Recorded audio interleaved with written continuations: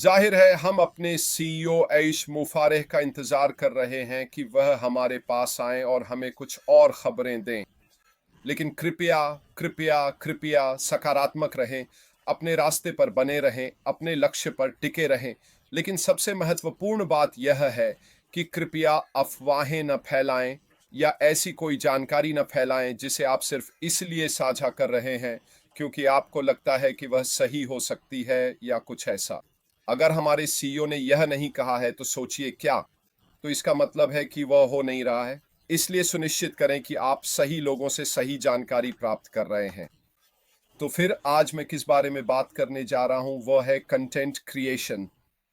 कल अगर आपको याद हो तो हमने चैटबॉट्स के बारे में बात की थी और उनमें उनकी क्या भूमिका है, इस पर हमने विस्तार से चर्चा की थी, है ना? एआई मार्केटिंग के बारे में। अब किसी भी तरह की मार्केटिंग करने के लिए, लेकिन खास तौर पर एआई मार्केटिंग कैसे काम करेगी, इसके लिए हमें यह सुनिश्चित करना होगा कि हमारी मार्केटिंग का कंटेंट सही हो। और निश्चित रूप से मेरे लिए मुझे लगता है कि यह एक ऐसा क्षेत्र है जिस पर आपको बहुत गहराई से विचार करना चाहिए। क्यों? क्योंकि हम खास उत्पादों और सेवाओं के लिए एक खास ऑडियंस को टारगेट कर रहे हैं, उस निच को। और मार्केटिंग में इस्तेमाल किए गए शब्द भी बहुत खास होने चाहिए, इसलिए उसमें मौजूद कंटेंट को अच्छी तरह से सोचना जरूरी है। तो कंटेंट क्रिएशन वह प्रक्रिया है जिसमें टेक्स्ट, ऑडियो और वीडियो जैसे विभिन्न प्रकार के मीडिया तैयार किए जाते हैं ताकि किसी खास ऑडियंस को जोड़ा और जानकारी दी जा सके। यह डिजिटल मार्केटिंग, ब्रांडिंग और ऑनलाइन कम्युनिकेशन का मुख्य हिस्सा है, जिसका उद्देश्य वैल्यू देना, समस्याओं का समाधान करना और या मनोरंजन और मार्केटिंग करना है। तो चलिए अब कंटेंट क्रिएशन के मुख्य पहलुओं पर थोड़ा नजर डालते हैं। सबसे पहले है विविध फॉर्मेट। ये थोड़ा जटिल है। विविध फॉर्मेट क्या होता है? यह वह कंटेंट है जो कई रूपों में हो सकता है, जैसे blog post, social media updates, video, infographics, मेरे लिए नया शब्द, पॉडकास्ट और भी बहुत कुछ। मैं कुछ दिन पहले सोशल मीडिया विज्ञापन के बारे में कह रहा था कि यह कितना शानदार मंच है अपने ब्रांड को बाहर लाने के लिए। और इसका कारण यह है कि आप इसका बहुत सारा हिस्सा मुफ्त में कर सकते हैं। इसमें आपको कोई पैसा खर्च करने की जरूरत नहीं है। और अपने ब्रांड को बनाना, अपने प्रोडक्ट को बनाना या जो भी चीज़ आप लोगों तक पहुंचाना चाहते हैं, उसके लिए सोशल मीडिया निश्चित रूप से उन क्षेत्रों में से एक है जिसे मैं आपको देखने की सलाह दूंगा। ब्लॉग पोस्ट करना। अब ब्लॉग पोस्ट शानदार चीज़ें हैं। ये उन लोगों के लिए हैं जो मुख्य रूप से किसी खास चीज़ के बारे में और अधिक जानना चाहते हैं और लंबा पोस्ट पढ़ने के लिए तैयार हैं। अब अगर आप ब्लॉगिंग करने जा रहे हैं तो आप पाएंगे कि शुरुआत में आपकी पहुंच बहुत बहुत कम होती है। लेकिन इससे आपको हतोत्साहित नहीं होना चाहिए, क्योंकि आपको अपने ब्लॉग्स पर लगातार काम करना होता है। और निर्माण के मुख्य पहलू क्या हैं? सोशल मीडिया से जुड़ी किसी भी चीज में सबसे जरूरी है निरंतरता। इसे नियमित रूप से करते रहना चाहिए और जितना अधिक आप ऐसा कंटेंट बनाएंगे जिसमें लोगों की रुचि हो, उतने ही ज्यादा लोग बार बार आपके पास लौट कर आएंगे। आप वीडियो ब्लॉगर भी बन सकते हैं। असल में मैं खुद एक वीडियो ब्लॉगर हूं। यही कुछ है जो मैं करता हूं। मैं आपके लिए ऐसा कंटेंट लाता हूं जो उम्मीद है कि आपकी रुचि का होगा और आपके व्यवसाय में आपकी मदद करेगा, और मैं ये वीडियो फॉर्मेट के जरिए करता हूं। क्यों? क्योंकि ये मेरे स्टाइल के अनुकूल है। वीडियो कंटेंट बनाना मेरे व्यक्तित्व के हिसाब से भी ठीक बैठता है और फिर से मैं इसे लगातार करता हूं। मैं रोजाना आपके लिए कुछ नया और ताज़ा लाने की कोशिश करता हूं। और आप पॉडकास्ट भी कर सकते हैं जो दोनों का मिश्रण होता है, यानी वीडियो और टेक्स्ट को एक साथ मिलाकर। ऐसे कई प्लेटफॉर्म्स हैं जिनका आप इसमें इस्तेमाल कर सकते हैं। फिर से बहुत से लोग इन दोनों को मिलाकर इस्तेमाल करना पसंद करते हैं। आपको उस चीज पर भी ध्यान देना होगा जिसे टारगेट ऑडियंस कहते हैं।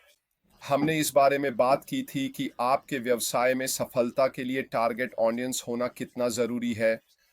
और एक सफल कंटेंट क्रिएटर बनने के लिए यह ज़रूरी है कि आप किसी विशेष ऑडियंस की ज़रूरतों और रुचियों को समझें और उन्हें पूरा करें। यह फिर से उसी बात पर आता है जो मैंने निच मार्केट के बारे में कही थी, अपने प्रोडक्ट के बारे में स्पष्ट होना और सच में यह विश्लेषण करना कि ग्राहक आपके प्रोडक्ट में क्या ढूंढ रहा है। और एक बार जब आप समझ जाते हैं कि वे क्या ढूंढ रहे हैं, तो आप अपने कंटेंट को उन्हीं खासियतों के साथ बना सकते हैं जिन्हें कोई आपके कंटेंट में देखना चाहता है, जो आप बाहर पोस्ट करने वाले हैं। आखिरकार ये बात तो बिल्कुल सही लगती है ना? तो आप वह जानकारी कैसे प्राप्त करते हैं? ये फिर से उसी बात पर आता है। याद है कल जब हम चैटबॉट्स के बारे में बात कर रहे थे, जब आप उनका इस्तेमाल सर्वे, फॉलो अप और डेटा इकट्ठा करने के लिए कर सकते हैं।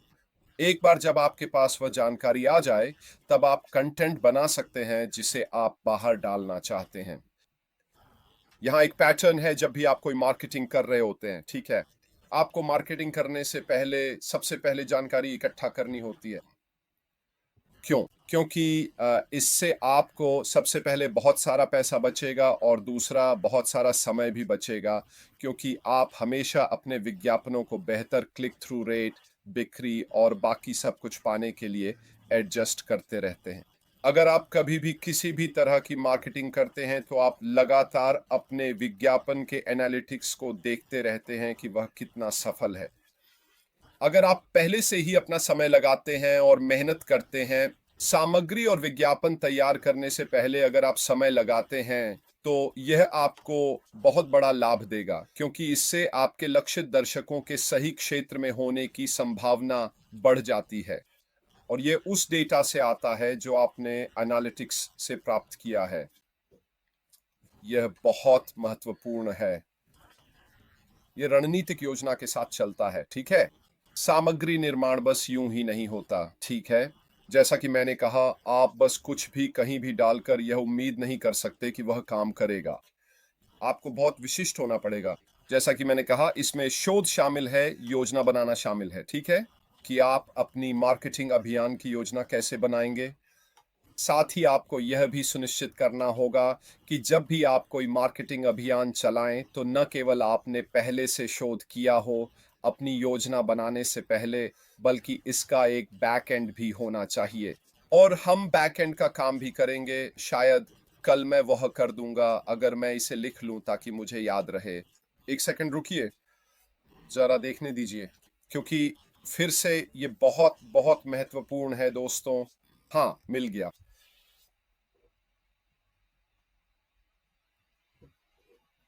मार्केटिंग का बैक एंड असल में फॉलो अप होता है। तो अगर किसी ने रुचि दिखाई है, तो आपके पास ऐसा कुछ होना चाहिए जो उस रुचि का फॉलो अप करे और उम्मीद है कि उसे बिक्री में बदल दे। अगर आपने कोई बिक्री की है, तो फिर से आपको उस बिक्री का कुछ चीज़ों के साथ फॉलो अप करना होगा। हम इसके बारे में कल बात करेंगे।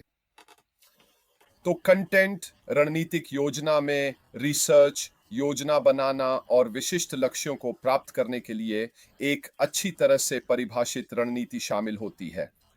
फिर से आपकी मार्केटिंग अभियान के भीतर जो लक्ष्य हैं, वे विशिष्ट होने चाहिए। आपको अन्यथा आपके पास वह लक्ष्य नहीं होगा जिसे आप ढूंढ रहे हैं और जिसे आप हासिल कर सकें। तो आपको तय करना होगा। मान लीजिए मेरे पास $100 है, मैं इसे इस मार्केटिंग अभियान में लगाने जा रहा हूं। मैं इस खास क्षेत्र में जाऊंगा, इस खास समय पर, इस खास आयु वर्ग के साथ, और मैं एक्स संख्या में बिक्री और अपनी वेबसाइट, उत्पादों आदि पर इतने क्लिक या व्यूज की उम्मीद कर रहा हूं। ये आपके वे खास लक्ष्य हैं जिन्हें आप हासिल करने की कोशिश कर रहे हैं। क्या आप इन्हें बदल सकते हैं? बिल्कुल, आप बदल सकते हैं, लेकिन आपके पास कुछ ना कुछ होना चाहिए ताकि आपको पता रहे कि आप कहाँ हैं। ये बहुत महत्वपूर्ण है। इन सबको आपको दस्तावेज करना होगा, ठीक है? ये जरूरी है। फिर से पुराना एक्सेल स्प्रेडशीट निकालिए। इस बार बार इस्तेमाल किया जाता है, मैं करता हूँ। मेरे पास स्प्रेडशीट्स के लिए भी स्प्रेडशीट्स हैं। आप जानते हैं, जो जानकारी आप हासिल करेंगे वह आगे बढ़ने के लिए बहुत महत्वपूर्ण होगी, ठीक है? ये जो चीज़ ऊपर है, इसकी आदत है भूल जाने की। और अगर आपने इसे लिख लिया है तो क्या होगा? आप नहीं भूलेंगे। मूल्य और जुड़ाव भी आपके कंटेंट के लिहाज से महत्वपूर्ण है। प्रभावी कंटेंट दर्शकों को मूल्य प्रदान करता है, चाहे वह शिक्षा, मनोरंजन या समस्या समाधान के माध्यम से हो। फिर से, जब आप अपनी वेबसाइट बना रहे हैं, जब आप कंटेंट डाल रहे हैं, तो यह सिर्फ बिक्री के बारे में नहीं है, ठीक है? इसके भीतर और भी क्षेत्र होने चाहिए। उदाहरण के लिए, एक एफएक्यू साइट वह एक समस्या समाधान क्षेत्र है। आपकी वेबसाइट के भीतर आपको अक्सर पूछे जाने वाले प्रश्न होने चाहिए। क्यों? क्योंकि ये लोगों को कई चीजें समझने में मदद करता है। तो फिर से, ये सिर्फ एक बिक्री मंच के बारे में नहीं है। दर्शकों के साथ जुड़ाव हम ये कैसे करें? उदाहरण के लिए, क्यों ना एक बोनस डिस्काउंट पेज हो, ठीक है? उदाहरण के लिए एक सेल्स पेज। यह भी ग्राहक के साथ जुड़ाव है, ताकि वे आपके उत्पादों और सेवाओं से अच्छा मूल्य प्राप्त कर सकें। और आखिरी बिंदु है शिक्षा। अगर आप अपने उत्पादों और सेवाओं में विशिष्ट हैं, तो आपके पास एक ऐसा क्षेत्र होना चाहिए जहां लोग जाकर यह सीख सकें कि आपके उत्पाद या सेवा का उपयोग कैसे करें। फिर से, यह आपकी मदद करेगा एक व्यवसाय के रूप में ग्राहक को ठीक वही देने में सक्षम होने के लिए जो वे चाहते हैं। इन सभी बातों के बारे में सोचिए। क्या आपको अपनी मार्केटिंग अभियान शुरू करने से पहले ही अच्छी तरह से विचार करना होगा? अगर आपकी मार्केटिंग अभियान का उद्देश्य कोई उत्पाद बेचना है, तो आपका उत्पाद शायद किसी वेबसाइट पर होगा। आपकी वेबसाइट में वे सभी चीजें होनी चाहिए जिनके बारे में मैंने अभी बात की है, ताकि वह सफल हो सके। क्योंकि अगर कोई, मान लीजिए आप एक मार्केटिंग अभियान चलाते हैं, कोई व्यक्ति उस लिंक पर क्लिक करता है जो उसे वेबसाइट पर ले जाता है, वहां आपका उत्पाद है और बस वही है और कुछ नहीं है, कोई एफएक्यूज नहीं है, यह नहीं बताया गया है कि उत्पाद या सेवा का उपयोग कैसे करें, कोई छूट क्षेत्र नहीं है, कोई संपर्क विवरण नहीं है, कोई चैटबॉट नहीं है, कोई सपोर्ट नहीं है, इन सब में से कुछ भी नहीं है, तो आपकी बिक्री करने की संभावना कितनी है? ये सब कुछ मार्केटिंग अभियान से पहले ही किया जाना चाहिए। तो आप देख सकते हैं कि अब हम किस तरह से आगे बढ़ रहे हैं। मैं जो आपके सामने रख रहा हूं, उसके आधार पर हम एक स्पष्ट विचार बना रहे हैं कि किन चरणों में क्या-क्या करना जरूरी है और अपने व्यवसाय में सफलता पाने के लिए आपको वास्तव में क्या करना होगा। अब मैं एक पल के लिए भी ये नहीं कह रहा हूं कि आपको ये सारी चीजें खुद ही करनी होंगी। मैं ये नहीं कह रहा हूं कि ये सारी चीजें आपको ही करनी है, क्योंकि हमारे व्यवसाय में इनमें से बहुत कुछ हमारे लिए किया जाएगा। लेकिन ज्ञान ही शक्ति है, और जब तक आपके पास यह जानकारी है कि क्या होना चाहिए और यह कैसे काम करता है, तब तक आप खुद को कहीं बेहतर स्थिति में रखते हैं। और फिर इस श्रेणी में आखिरी चीज है प्रमोशन। कंटेंट को अपने लक्षित दर्शकों तक पहुंचाने के लिए प्रमोट करना जरूरी है, अक्सर विभिन्न डिजिटल मार्केटिंग चैनलों के माध्यम से, ठीक वैसे ही जैसे मैंने कहा था। तो कंटेंट क्रिएशन की प्रक्रिया क्या है? एडिशन, ऐसे कंटेंट के लिए आइडियाज लेकर आना जो लक्षित दर्शकों के लिए प्रासंगिक हों और व्यापारिक लक्ष्यों के साथ मेल खाते हों।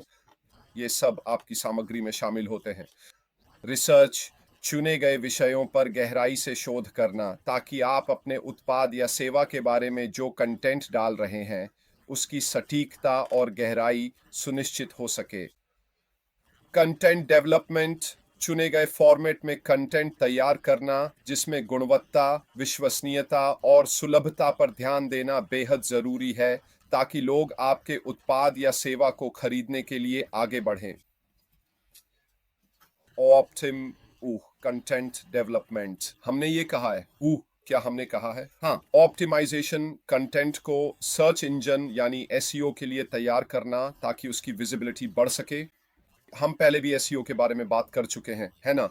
अगर आप नहीं जानना चाहते कि वह क्या है, तो ये इस चैनल पर है। आप वापस जाकर वह वीडियो देख सकते हैं जिसमें मैंने बिल्कुल विस्तार से बताया है कि एसईओ कैसे काम करता है और अपनी विजिबिलिटी को ऊपर लाने के लिए आप अपनी संभावनाओं को कैसे बढ़ा सकते हैं। डिस्ट्रीब्यूशन यानी उपयुक्त चैनलों जैसे सोशल मीडिया, वेबसाइट्स और या ईमेल के माध्यम से कंटेंट को साझा करना। व्यक्तिगत रूप से मुझे लगता है कि आजकल यह तरीका थोड़ा पुराना हो गया है, लेकिन फिर भी यह एक ऐसा फॉर्मेट है जिसे लोग देखते हैं। प्रमोशन यानी कंटेंट को सक्रिय रूप से प्रमोट करना ताकि वह लक्षित ऑडियंस तक पहुंच सके। फिर से यह पेड होगा और एक बार फिर आपको उन क्षेत्रों के बारे में बहुत स्पष्ट होना पड़ेगा जिन्हें आप इसके लिए तलाश रहे हैं।